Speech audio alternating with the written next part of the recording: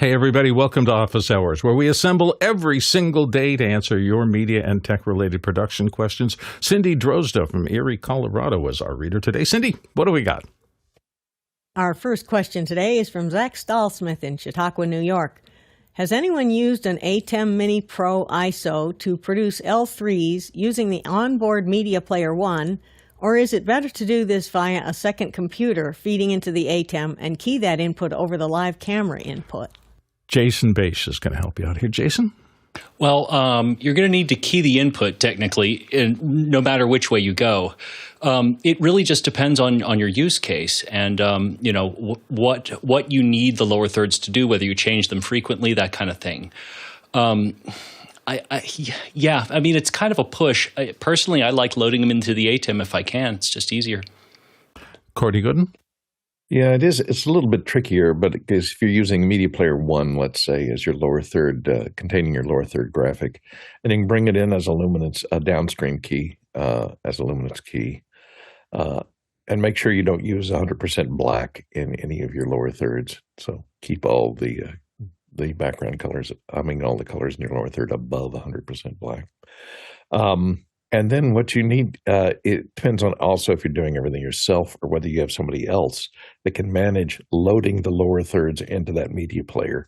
If you have all of your lower thirds in your media library, then you can just have somebody else, drag and drop the correct lower third for whoever's going to speak into the Media Player 1, and then, hit the take button on the ATEM to bring it in and bring it out, and then switch it. Have somebody behind the scenes drag the next lower third in.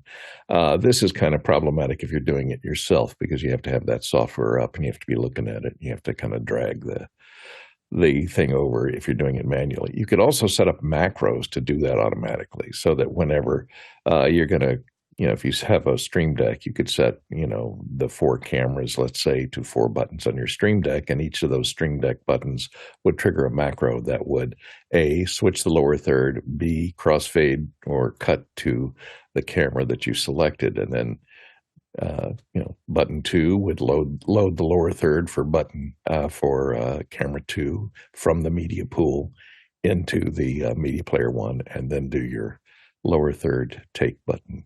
So you set that all up as macros, and then you just switch from the Stream Deck. Jeffrey Powers.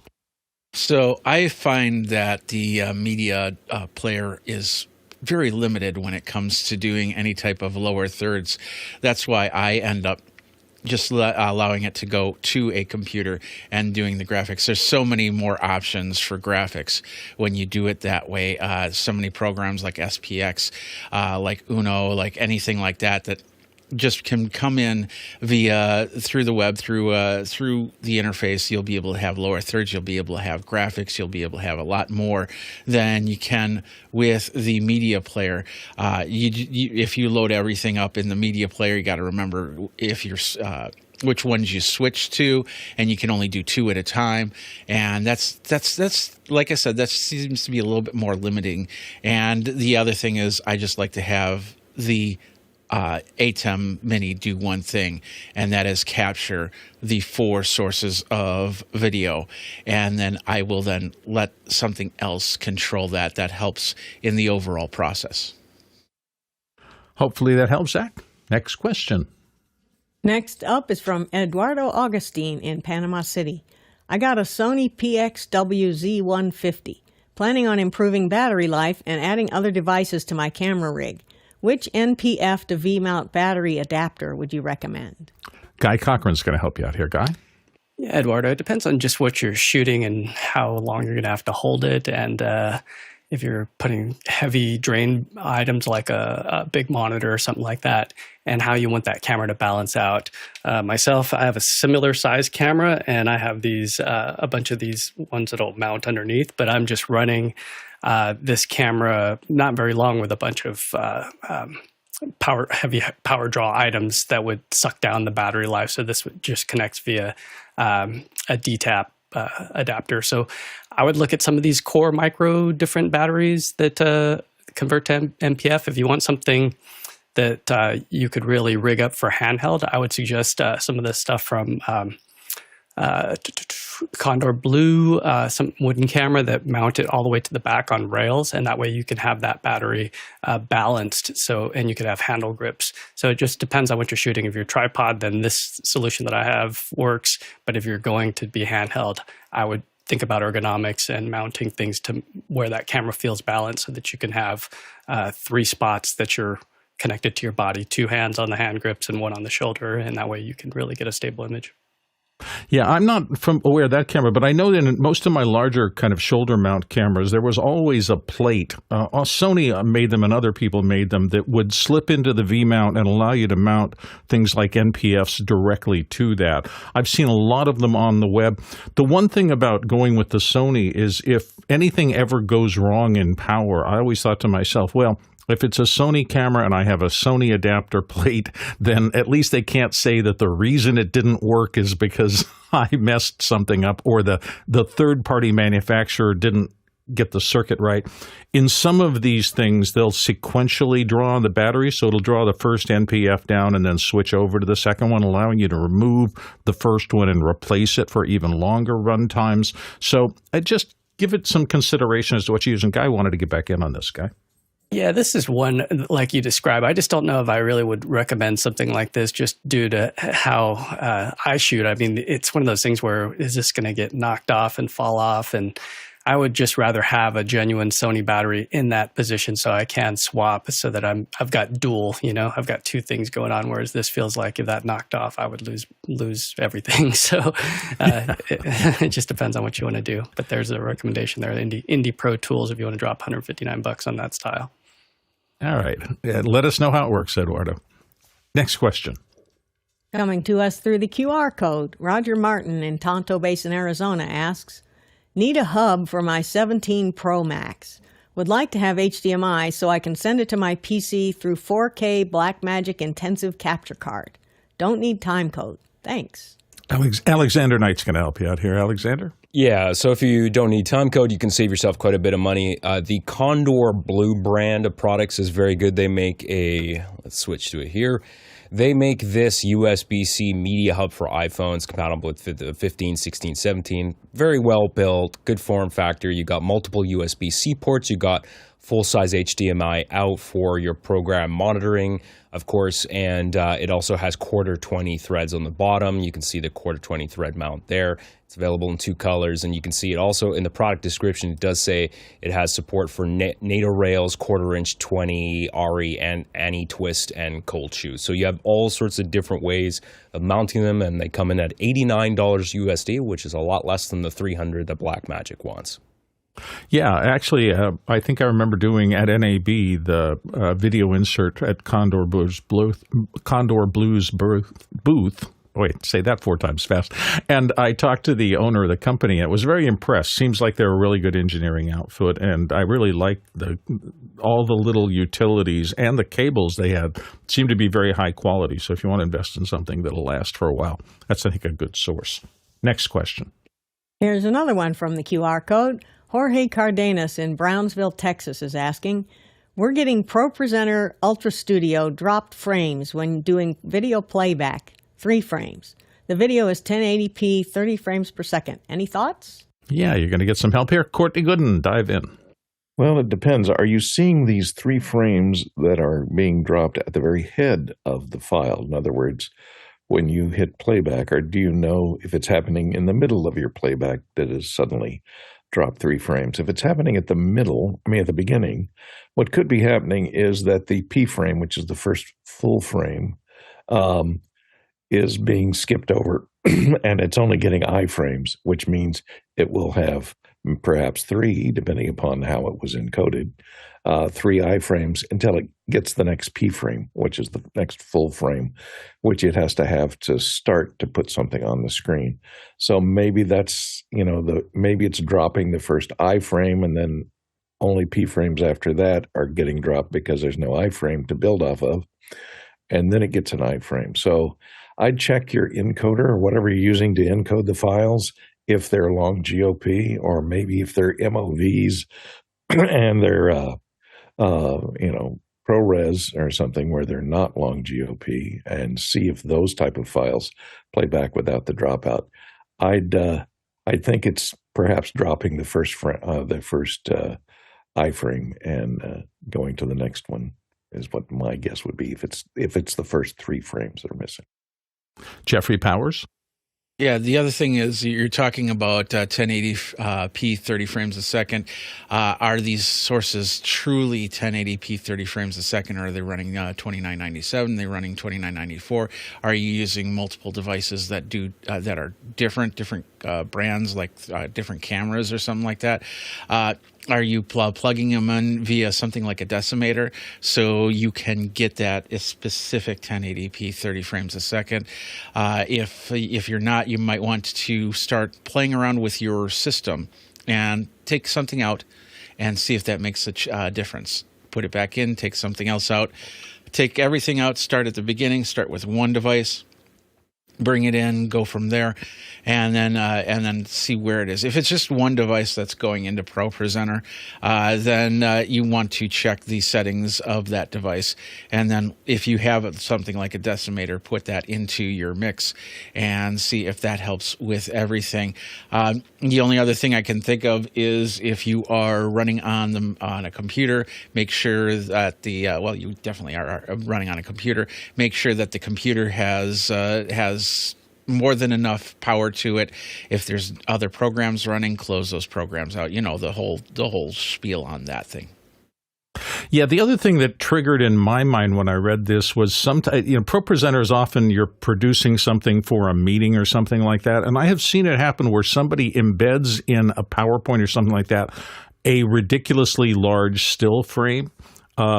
I've seen people just drop stills in there, not realizing it came from some huge raster camera. And when that big piece of content suddenly hits the stream, the computer has to almost think for a moment to parse that and get it in place. I've found that simply making sure that every image that is in the stream that I'm sending out in iMag kind of playback starts as a reasonable size so the computer's not having to scale things on the fly. Those are just some things that some of us have run into, Jorge. Hope everything works smoothly for you, and let us know what your results are. Let's go to the next question. Zach Stallsmith is up next in Chautauqua, New York. The Dante Certification Program just came out with version 3. Has anyone started it yet? I have not heard of anybody. We talk a little bit about this. Jason Bass, your thoughts? Oh, it's brand new. Haven't even had the time to get into it. Yeah. Unfortunately, one of the downsides is we're not pre-release people here generally. And most of the people who are pre-release candidates, even if they come on office hours, up until the embargo is lifted, they can't really talk about things like that. So we're with everybody else. We have people who I'm sure will be looking into the Dante certification system, and we'll be back in the next few days and let you know how things are coming along. But unfortunately, not right now. Next question. Here's one from Paul Valhus in Austin, Texas. What is the best tripod or other mount for the Insta360 Link webcam? Okay, that's a very small camera. So, Jason Bass, what are your opinions? Then we'll go to Courtney. See, Paul, you said best. Why'd you have to say best? I would say definitely some sort of, giant scorpion crane, possibly a DJI Ronin, with all the fixings. Why do I have a flash to measure, some huge Miller tripod that's designed for a camera weighing 190 pounds with a little tiny 360 Link on top of it? Courtney Gooden, what are your thoughts? Well, I don't use a tripod at all, Paul. I just, that base folds down and it has a little lip on it to sit it on top of your monitor if you have a skinny enough LCD monitor. And then the back then wedges in to hold it static. And because the Insta360 Link is a gimbal, and it will take the any shake out of your typing or bumping the desk, etc., because if the original Link has the roll, yaw, pan, tilt, and roll, so it can automatically re-level the camera or straighten it out if it sees any kind of movement in the camera. It will take the bump out of the camera from mounting it on the monitor. So I just mount mine right on the monitor. Don't use a tripod at all. And that way it's as close as possible to the top edge of the monitor so my eye line looks good if I'm looking at something on the monitor, and the 360 Link is just peeking over the top of it. Now, if you have an old CRT, then you got a problem. Yeah, to me, these cameras are so light and so small now that almost anything will work. I'd look into any of the really simple. I mean, you don't need really a pan tilt head or anything fancy on the thing because the 360 Link is going to have that built into it. So I would just find something easy. Even those little footed monopods will probably do a fine job of that if you're not in a heavy traffic area, or any of the small desktop tripods that are really made of plastic is all you kind of need if you have a stable desk. If you don't, then anything plastic and lightweight will just add any vibration to the camera that happens on the desk itself. So that would be what I would think about. Next question. Eduardo Augustine in Panama City is asking, setting up a conference room with Shure's complete wireless kit and an IntelliMix audio processor. Can this be done with a smaller budget? Which tools would you use to do this? Jeffrey Power is going to start us out here. Jeffrey? Well, the first question I have for you is, are you looking for Shure products to make this more inexpensive, or are you looking for another brand to make this more inexpensive? If you're looking for another brand, there's many different out there, because basically what happens is after so many years, the technology just basically gets leaked out and licenses expire, and so other brands with names that you've never heard of before start popping up. One brand in particular I've been looking at and seeing them really progress is a brand called Phoenix Pro, and that's PHOENYX and they have wireless mics. They have everything that would fill up and set up on a conference room.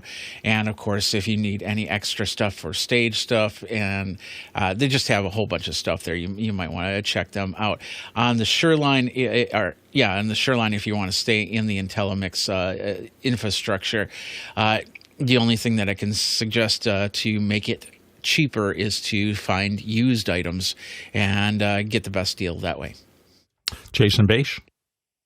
I've never used anything other than the Shure IntelliMix, and even then, I was getting paid for it, and I still ended up asking for Mickey's help to truly tune the room. So even if you're a professional, just because you can doesn't mean you should. You've been hired to do something like a professional would, and I think that it's absolutely worth what it costs. Next question. Here's one from Norm Clare in Waterloo, Ontario. Bit of an out there question. Is it better to send SRT using UDP or TCP/IP, particularly when using bonded cellular systems? I've heard that systems that can send in UDP don't incur the overhead of TCP/IP layering. Guy Cochran's going to dive into this for you. Guy? Yeah, it's going to be UDP with SRT most likely, just because of the way that the transmission occurs in the bonding. TCP is meant to say, hey, I've received this packet, and if it doesn't receive that packet, it could halt the line, so to speak, and make it so that nothing else comes. Whereas with UDP, it could say, hey, I lost that packet, and it's intelligent enough to say, okay, let that one fall, or let's retransmit that one and not halt the whole stream. So things can keep going and flowing, and that's one of the benefits of using UDP as opposed to TCP. So all the big carriers, the Teradex, the LiveViews, it's all UDP. So the only time that you would need TCP is if you had some kind of firewall or something like that you couldn't get around, and then you would use some way of transmitting TCP instead of UDP. But most everybody, especially for bonding cellular, is going to be UDP. Jason Bache? Everything Guy said. Norm, this is a great question. Look at the difference between stateless and stateful packets, and that might help you. Oh, a research project. That's something I hadn't heard of, so I may take a look at that after the show. Guy, you want to come back in? Yeah, and one of the cool things about hanging out in after hours or having those after hours alerts on is yesterday, our friend Omar Gadon, he had asked a question earlier in the week where he had some SRT transmission issues. And one of the beautiful things about this community is that some of us have the tools where we could say, hey, let me see if I can help you. So I was able to go in there and work with him and open up my side and let him transmit in. So he had some issues with Media Live and AWS, and we went through the settings and were able to figure it out. So for those of you that were wondering if Omar's going to be okay on his gig, he's going to be okay. But it was really cool because the way that I set it up was basically vMix would come in as a receiver, and then I kicked it back out into a Zoom room that had 3 cameras, and one of the cameras was my screen, so you could see what was transmitting and what was receiving, and then the actual output. So it was pretty cool to see this whole thing unwind for the 12 people. I don't know if Norm was in there, but it was pretty cool. And so that's one of the cool things about hanging out in after hours is you can learn about and test your own stuff. We had everything open if anybody else wanted to jump in there. Yeah, just in terms of the community, that's one of the reasons this has been such a special place to hang out over the course of the last 4+ years. There are so many people working on so many things outside of just the regular show. I mean, we love the regular show and love doing it and answering everybody's questions, but Office Hours is so much more than that. And these back channel discussions where a couple of people end up in the after hours process behind the scenes, just working on a specific topic for a period of time and really solving real world problems. I can't tell you how valuable that's been to me in the past. And I think everybody else who's been a long time Office Hours involvee has felt the same way. It's amazing what can happen behind the scenes in this show. All right, let's get on to the next question.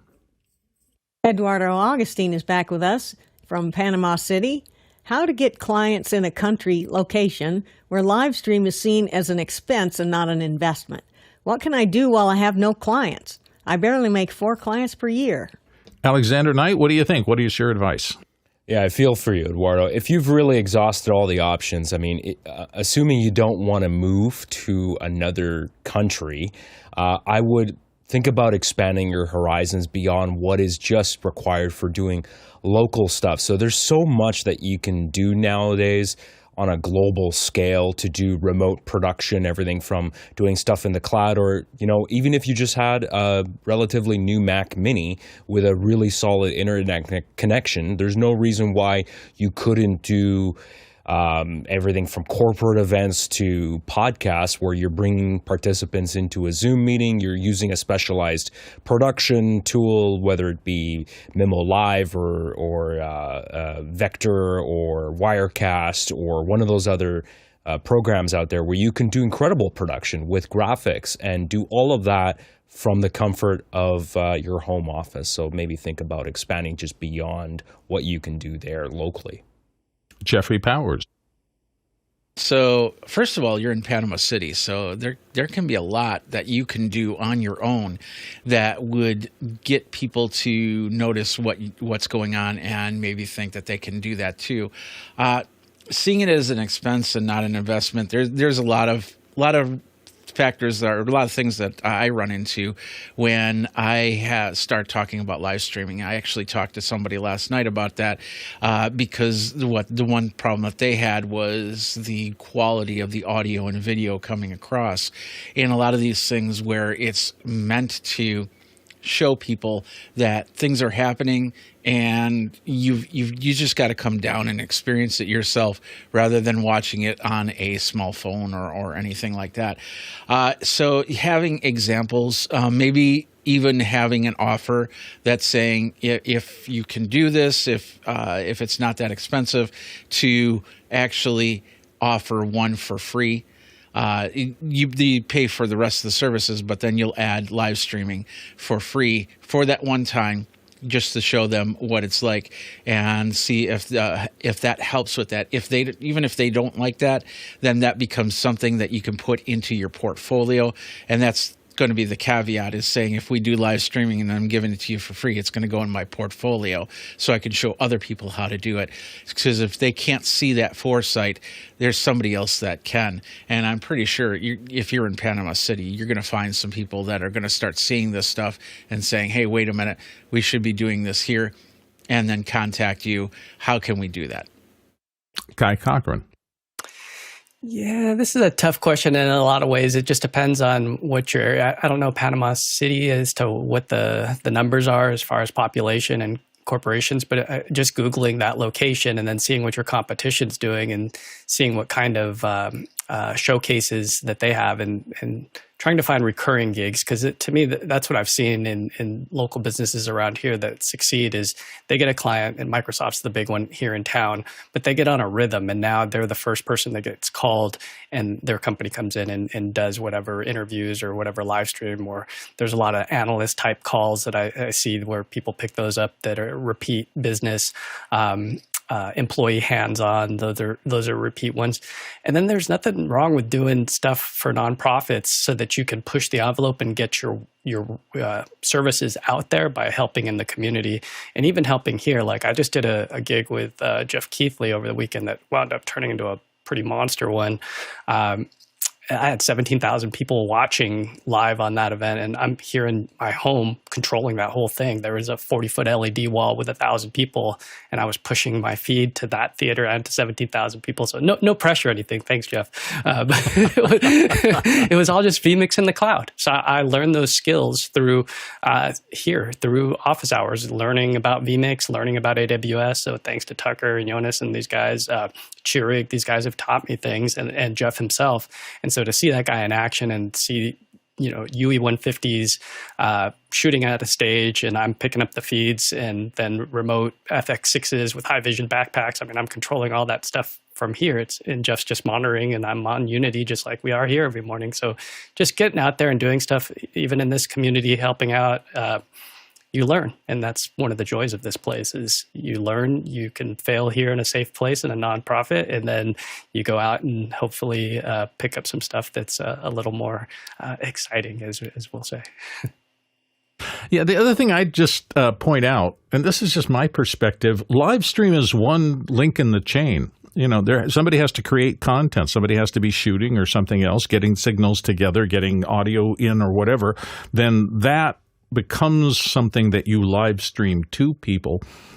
In your area, I don't know how many people are doing that content creation, but if you can't really live stream something until it exists, you're kind of stuck by saying who's doing production that can then be live streamed. Or you have to invest a little bit in the tools, at least the basic tools of producing content, and then you can live stream it. So it's always interesting to me when, we all live in one niche about this whole panoply of, making content. It's just such a rich system that you have to go through.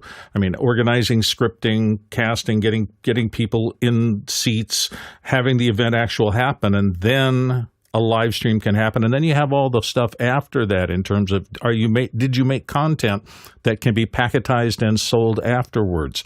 The modern version of putting things online and pay-per-view and all of those things. This is a big, rich spectrum of tasks. And so the live stream is a critical one, and it's fascinating. I know a lot of people are really interested in it, but I'd suggest just pay a little of attention to the things before and after that as well, so that you can have more of a turnkey solution kind of thing, if that's what you want to do. Guy, you had some more thoughts? Yeah, I just wanted to come back in just because one of the things that I noticed that some of the folks like Alani Media, Omar's company, do is they do these showcases where they're doing them at a low level, but people in the community see what they're doing and they see and hear the quality, and that's what gets them to open up and say, hey, could you do that for my company? So if you look at Alani Media's website, you'll see one of the shows that they do is a surfing show. And it's really cool. It's laid back, but it's really cool to see how they're transmitting from a beach. And they're using an ATEM. They're using a super source. It's very basic, though. They're using some long glass to be able – I think they're using actually the same camera that I just held up, the CX350. And so you'll see that they're able to zoom in on a 20x shot, into the ocean and get this shot. But then they got some sponsors. And that's the cool thing is that you do this stuff and eventually, somebody might say, hey, we really like what you're doing there. And he gets a chance to play with his graphics. So he's got, scoring popping up. And then when he goes to do this stuff for some of the UFC stuff, or not UFC, but MMA stuff that he does, he's got all that stuff dialed in because the equipment's working all the time in a non-profit manner where it's just like, hey, we're doing this for fun. But now we go out and do it for the real gigs, and we got everything dialed in because we've been beating on it. Absolutely. I 100% support what Guy just said. Learn how to make a great product, but then the back end of it, somebody's got to figure out how to monetize it if you want to keep doing it. We can't keep doing this stuff purely for free. You've got to figure out how to get a revenue stream coming in. But we wish you luck, Eduardo, and keep coming back and bringing these kind of questions to us. Next question. This question is from Paul Valhus in Austin, Texas. How would you construct a rugged, multi-shelf, 6-foot by 3-inch roll-around video podcast table that could operate with or without AC power and Ethernet cabling? Courtney Gooden has been in this such a long time. I'm fascinated to hear what his suggestions are. Dive in, Courtney. Well, Paul, that's a tall order because that's a huge table. I mean, here's what you call for a 30-inch by 6-foot, table with casters on it. It's a bit pricey, almost $900. It's stainless steel, so you could set that up and roll it around. It would be sturdy. Wouldn't be very good for operating wireless off of.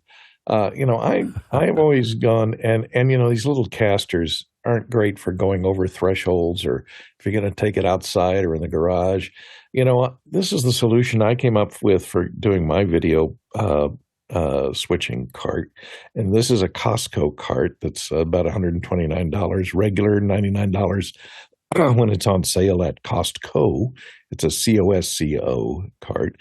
And I built this, I did a little do-it-yourself here, and I made this collapsing shelf. So that this is one of the configurations of this cart, but it's a 3-configuration cart. And it has this drop-down part here, and then my little do-it-yourself fold-out shelf goes on here and drops into a couple of holes that I drilled in this piece of aluminum that's part of the cart here. So now I have a shelf where I can put my 4-up rack mount case that I can do all my podcasting with or broadcasting with. We use this at Cinegear. And then down here is another shelf where you can put a plastic bin with a lot of spare stuff in it, or you can put another case. And on the bottom here, on this bottom shelf, we put a battery with an inverter that provides AC power and or DC power, a lead acid battery. It keeps the cart, weighted to the bottom, so it keeps it from being top heavy. It rolls around. It has big wheels to roll over cables and stuff.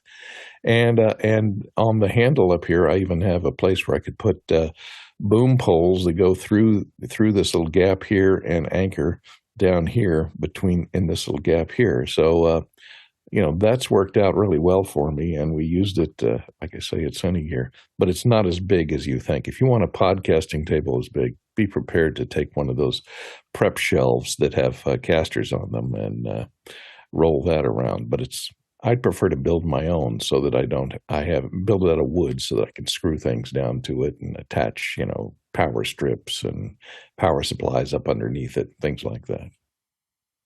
Jeffrey Powers. So here's a thought here. If you go and look for sit-stand desks that don't have tabletops to them, they're just basically the sit-stand desk base. If they're electric or if they're non-electric, then you have a podcast table that goes up and down for whatever you need. Like, for instance, I have a sit-stand desk that is up. I'm sitting on a chair, higher lift chair that will allow me to do anything, but I can stand up and I can lift up this desk a little bit more.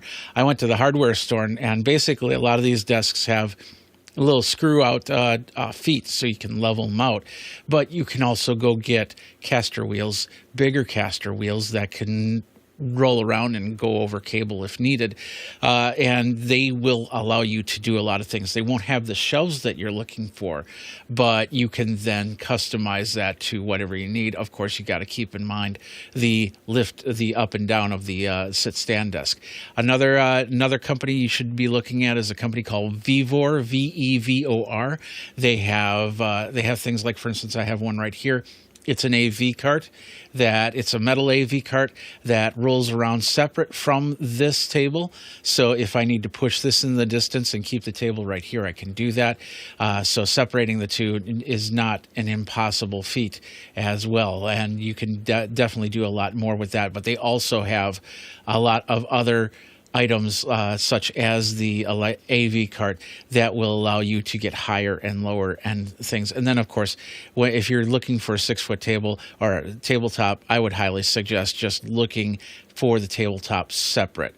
And then even if you get like a desk with a tabletop, see if you can switch it out, because I find that, it gets very specific when you're doing if you're doing video podcasting, especially, because does the tabletop have a gloss to it? Does the tabletop has a matte to it? For this sit-stand desk, I actually had to buff it down to take the glare out of the tabletop when I was showing products. Yeah, to me, the issue of this is the 6-foot thing. I don't think I've ever seen a production cart that easily goes out to 6 feet long. I mean, most of the things I've worked with in my career have been like these kinds of things. That's a traditional rock and roller on the left. Those are pretty lightweight. They'll get bent up if you really abuse them. But you can see that there's a system in there. You push a couple of buttons and it extends out to, I think, around 5 feet. But that's probably the widest one I've ever seen. The heavier duty production carts, like the one on the right, really... I would be worried about putting a 6 foot by 30-inch tabletop on that as your base, particularly if you're doing podcasting, you have people around it and might be setting down something on an edge or something like that would tip. This is going to be a bit of a challenge. I would think you may have to go in to get somebody to fabricate or build you something that has bigger wheels, and I agree with what everybody said. My biggest challenge with anything that I've ever tried to load in and load out of a facility is having wheels that are too small to get over all the little issues, curbs, cables, anything that'll stop your forward momentum sometimes, which means that you may have stacks of things, and that sudden stopping of forward momentum dumps a bunch of cases off the cart. That's not generally something you like to see happen. So good luck with it, Paul. Next question. Douglas Carmichael is up next. Has anyone tried portable split keyboards like the ZSA Voyager? Jason Bache is going to give us some help here. Jason? Yeah, I have. And my feeling on it is, unless you're willing to and prepared to take it everywhere with you and plug it into every computer you're ever going to use from now until the end of time, it might make your typing faster, specifically on that keyboard. It may help you with RSI or carpal tunnel strain.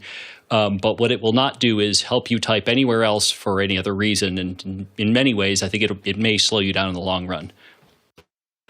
Don't forget, we are always driven by your questions. And in fact, if you're not in our system in the back end Q&A, you're really missing about half the show. There's so much good information passed along in the chat that happens every day during this show. If you want to get into it, simply type officehours.global/join.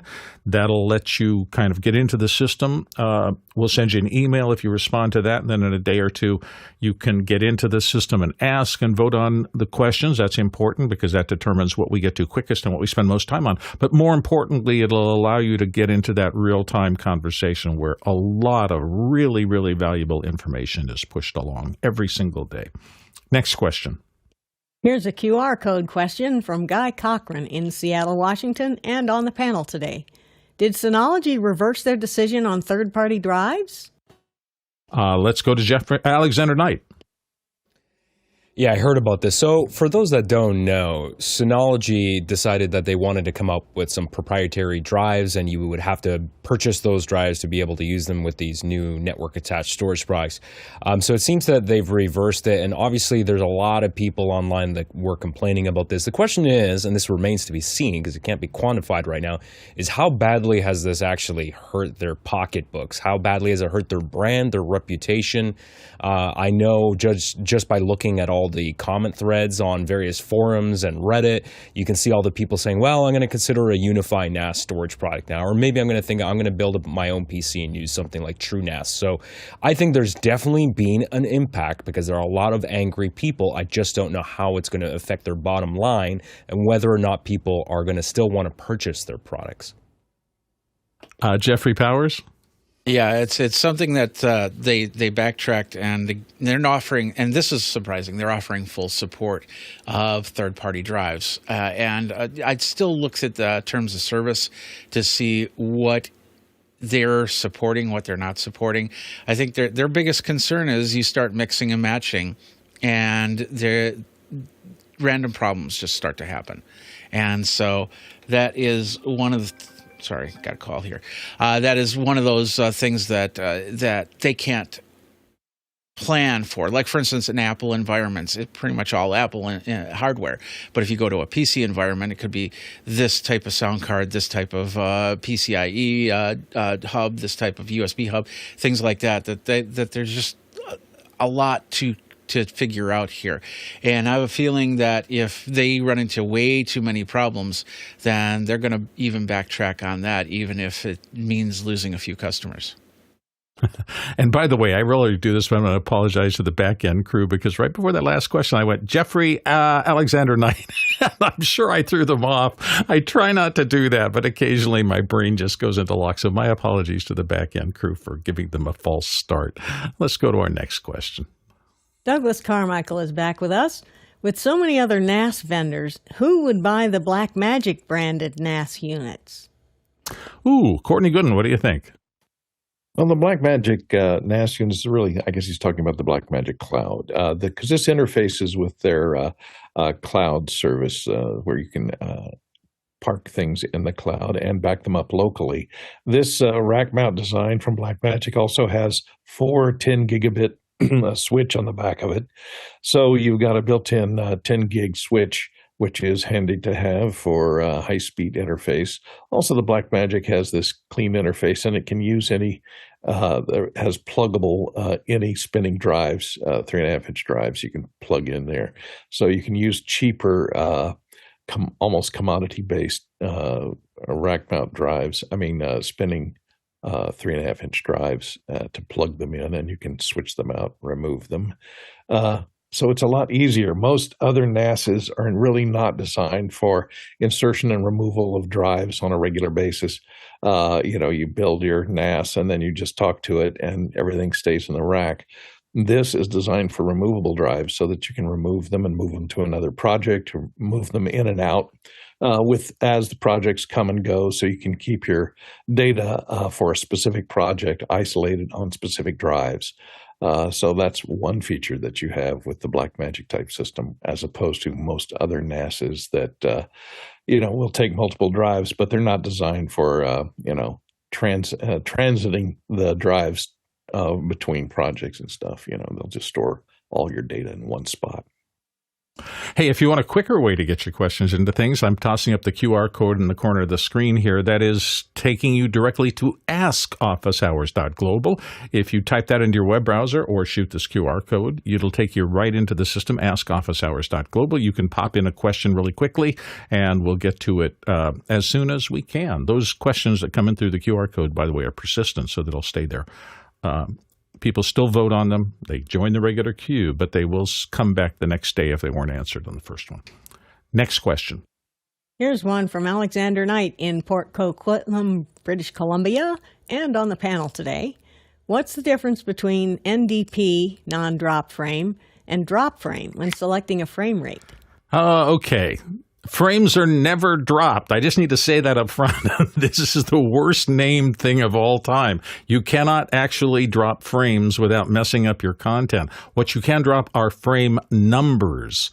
And this is a way to conform real-time clock running time with video time. Courtney is going to explain the rest of it. I just always have to say that because people think you're actually dropping frames when you do this, and it's not actually what's happening. Courtney? Yeah, you did a pretty good explanation of it there. Yeah, when SMPTE came up with SMPTE timecode, they had to accommodate the SMPTE frame rate of television at the time, which is 29.97 frames per second instead of 30. And so they changed the clock rate to run it at 59.94 instead of 60. So as a result, when you're counting SMPTE timecode, non-drop frame, it doesn't run at real time. So the problem is it won't keep track with the regular clock on the wall, and it won't measure the length of your program accurately unless you correct for the fact that it's running slightly off speed, slightly slower, slightly faster. So what they do is they drop frame numbers at specific intervals, and I can't remember, it's every minute, every 2 frames, every minute, at the top of the minute, except for I don't know. There's It's complicated. formula. There is a formula that drops two frame numbers, so it goes from 59,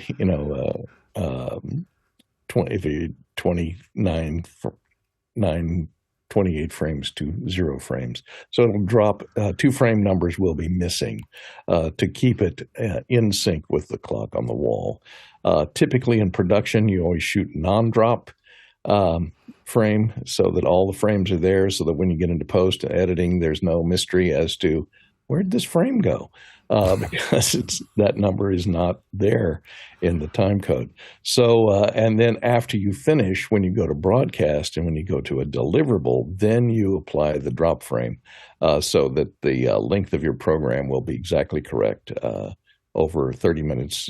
Those drop frames, that difference between 29.97 and 30 mount up so that the length of your programs will be exact.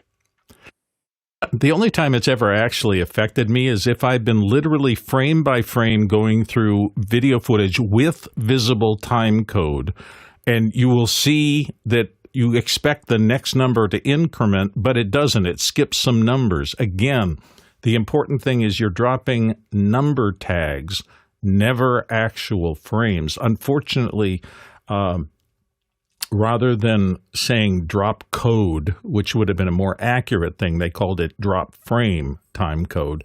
And that leads everybody universally when they're getting into the industry to think that you're messing with the number of frames, and you can't do that. You have 24 frames, 30 frames, whatever. You can only have a frame or not have it. You can't have a fraction of a frame. And that means that the only thing you can mess with are the ID numbers for those frames. And that's what this is all about, making sure the ID numbers for the frames turn over at the top of the hour exactly when the hour goes turned over. And it's really most important for broadcast when you're doing a whole day's worth of programming. If you don't adjust these numbers, it's a significant difference at the end of the day or the end of the week of broadcast with the numbers going off. And so you just correct it as you go with this numbering convention. Next question. Paul Val, who's in Austin, Texas, asks, what's a good, decent, not best, tripod or stand for an Insta360 Link webcam? Come on, panel, try harder. Jason Bass, do you have a model and price or something here? I don't make the rules and I don't make the culture. If you ask for the best of something, I don't need to try harder. That said, only Mickey's allowed to call me Bass GPT, and only when I actually use it. Honestly, for a camera that light, truly, it does not matter. Like, it really, really doesn't. I mean, you could get away with, set a good double-sided tape on the top of your monitor and you'd pretty much be okay. Guy Cochran? Yeah, it's one of those it depends things. Where is it going to actually be located? Do you have feet that need to be, brought out so that it's super stable? For something that light, the best thing that I've seen is in this Facebook group for high school AV production. This is just magic. I mean, I love when teachers and students do just creative, innovative things. So this is it looks like a light stand. They put some kind of tray on it. They've got 3 Insta360 links, and then they got another one so this is a simple green screen using OBS. And the result, though, for fun stuff, I mean, they had ChatGPT design this background for them, and the kids are just having fun. But you could see that it's just this poll system that they use, and they've got this extra Insta360 Link for whatever they want to use it for. I thought it was for the operator, but it looks like it's pointing off to the side. But I could put a link to this post, and you could join this group. This is a great group to get some ideas, but they're just using a simple stand and some simple lights and OBS and a Rodecaster and Stream Decks, and they're doing a show. Like this to me looks fantastic. I wish I had these kind of tools when I was in high school, and our video production was tape and lights from Home Depot. It was rough. It was hot. And we had to edit tape to tape. So these kids have it so easy these days. Hopefully that helps, Paul. Courtney? Yeah, Paul, you can use any tripod that's designed for a still camera. And these range down to, you can get these at Walmart for like $25. And this will go to 52 inches. It has a 1/4 20 socket on the top of it. You don't need a great pan tilt head because the panning and tilting is done in the 360 Link. So it doesn't matter, just something that you can screw down and has adjustable height legs on it. And the weight of that Insta360 Link is, 3 ounces? Anything can hold it up. Even a stiff breeze won't blow over that $25 tripod I showed you with the Insta360 Link on it. So, anything that is a cheap tripod that has good legs that you can slide out easily will work for it, as long as it has a 1/4-20 thread screw on the top of it. Okay, I'm gonna go even farther for you. So here's what I would think about when you're looking to buy this tripod, and I'm gonna pop one up. This is just one. They're all relatively simple, but if you look at the legs, once upon a time I never bought these little flip lock legs because with any kind of weight in a camera, I found they'd never held it. But these cameras weigh almost nothing. So I've completely changed my mind about that. Rather than the screw-down leg things that are better on aluminum legs and things like that have any kind of weight to support, you really don't need that anymore. So these kind of little latch things. This also comes with a nice little case. It comes with a phone holder because most of the time these little things, these little low weight tripods will be used for those kind of loads. It also has a couple of plates, which means that you can mount your little clip thing on one, but you can also mount something else like an Insta360 directly to that little secondary plate and just pop it on. Does it pan and tilt smoothly? No, it does not. Do you need that? No, you do not, because again, as Courtney just said, the Insta360 Link will do that for you. So these kind of inexpensive tripods used to be throwaways, and most of us would dispute the need for these ever. But in today's world with different kinds of cameras that are really light and really easy, you can actually get a lot of good work done with this kind of thing just because shooting has changed. So this is one that I found. I'm not saying it's the best one. It's just one of them on Amazon that will do the job for you. Guy Cochran, you want to go farther? Yeah, and one of the things about that high school AV group that I just posted that link is that you may not need to pan or tilt if you have multiple cameras. So that's one of the joys of not having to do an on-air move is you can just get multiple cameras because these things are only like under $200 now. To go to the big level, I would recommend going to your local camera store and just walking around, trying out some different tripods. This is one of the joys of going to a big trade show like NAB is you get hands-on. Nobody's going to argue with you for walking up to a Miller tripod, and that's my favorite. If you want something bigger for a bigger camera, Millers are just, when you feel that smooth motion, I mean, I've owned a couple of them from the Solo all the way up to some of the Arrows, and they are just, and the footage just looks like it's gliding, floating on air. And when you got it all properly balanced, it's just magic. It could hold, I used to shoot with a really large Panasonic camera, an HPX 500? Yeah, HPX 500. It was huge, and it would pick that thing up like nothing. It was like a 22-pound camera. So, yeah, it all depends on what you're shooting and how much you want to spend. Yeah, it would be very weird if I was out there and saw a Miller or an O'Connor under an Insta360 Link. I would start immediately going, why? Somebody must have had that in the truck. There was no other alternative. Well, look what they're doing with the iPhone. Some of these rigs that they're building out, they're on O'Connors. They got these B-script things, and it's an iPhone on an O'Connor. iPhone on a Techno crane. That's what's next. iPhone. That's the equivalent to putting a truck tire on like a little scooter. It's just mismatched at a deep level. It's fun to think about, but you really. It really has changed. Cameras used to be heavier.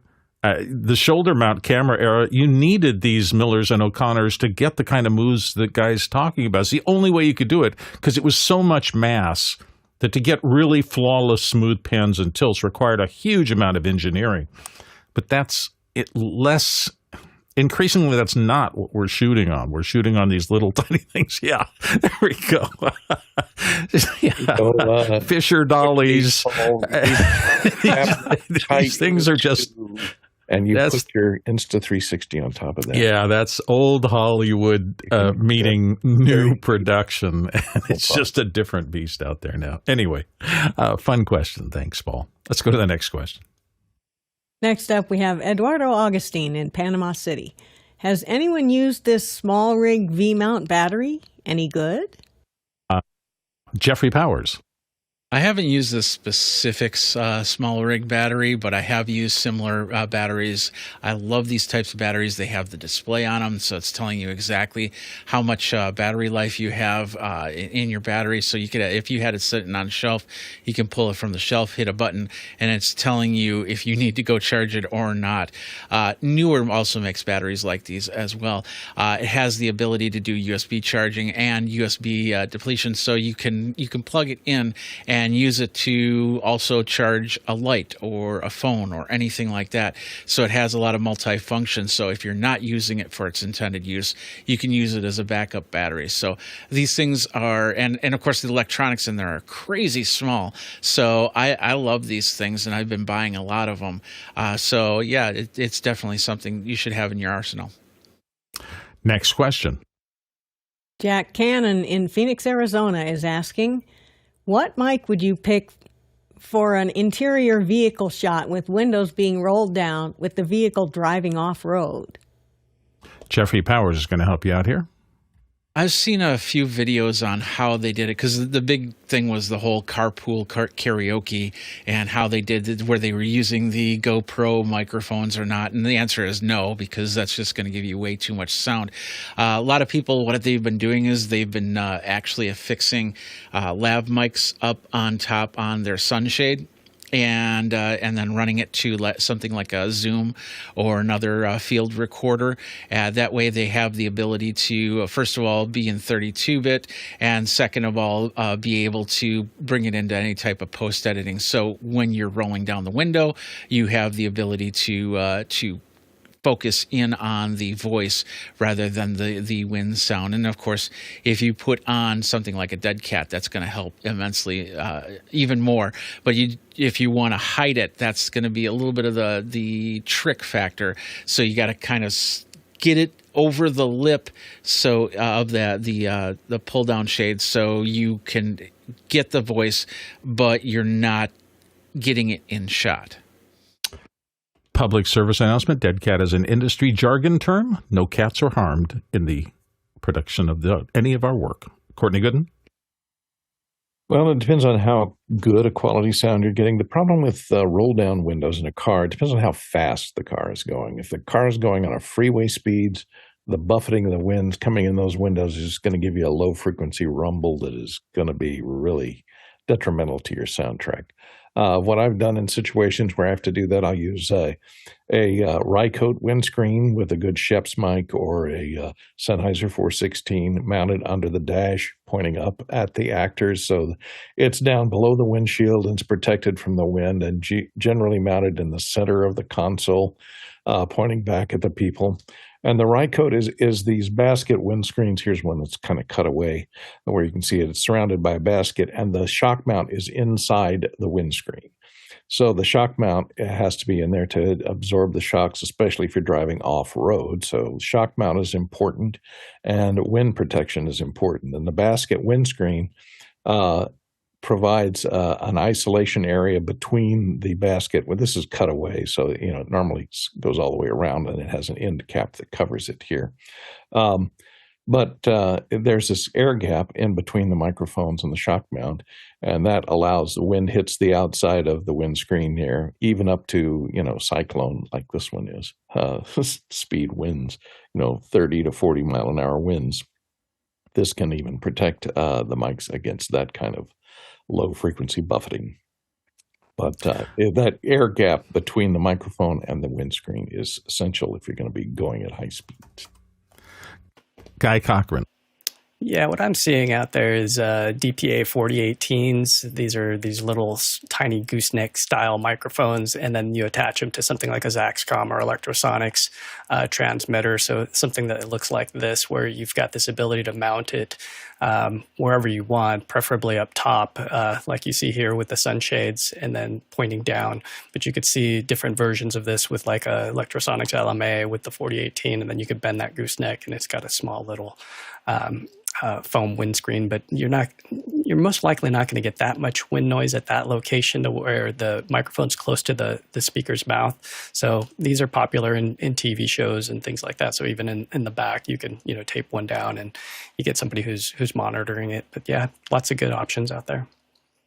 Hey, thank you, everybody. That's the show for today. For all of your questions, for all of your help, for the panelists' expertise, as always. First to you producers, those of you who asked the questions, we can't do this show without you. We really thank you for being here. It was a fun show. I enjoyed this one today, so I hope you did as well.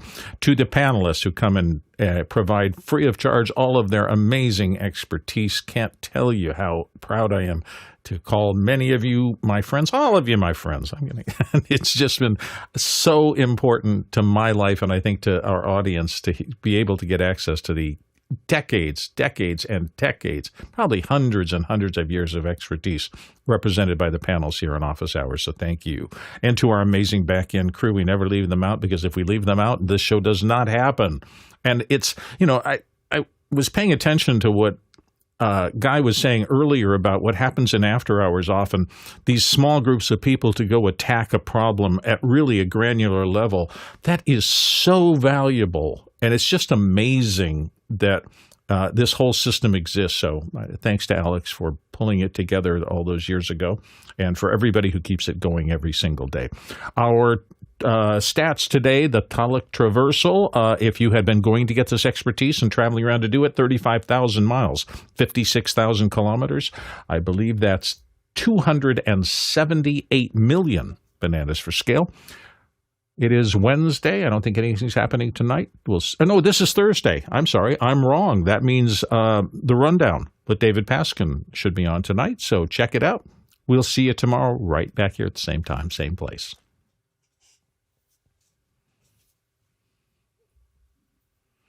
Thank you all for being here. Well done. No problem. See you guys tomorrow. See y'all later. Work, y'all. Adios, amigos.